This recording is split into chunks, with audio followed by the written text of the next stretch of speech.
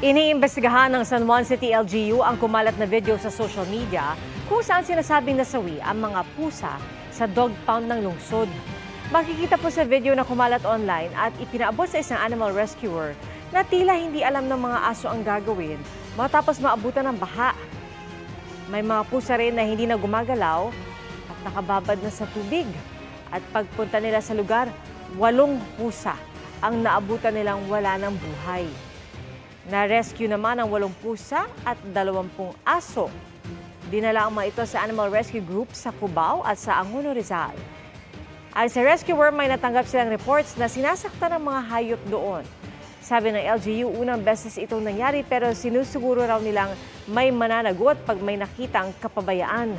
At sa Philippine Animal Welfare Society o PAWS, dapat tinatanggal sa pagkakatali ang mga hayop kapag bumabagyo o bumabaha. Umiiyak kami habang nagre-rescue kami. Iyak kami ng iyak, ang daming patay na pusa na lumulutang. Merong pusa doon na kahit lunod na siya, try niya i-survive yung sarili niya, critical na siya, nagbibigay pa kami ng first aid agad, nag-try kami ng manual CPR sa kanila.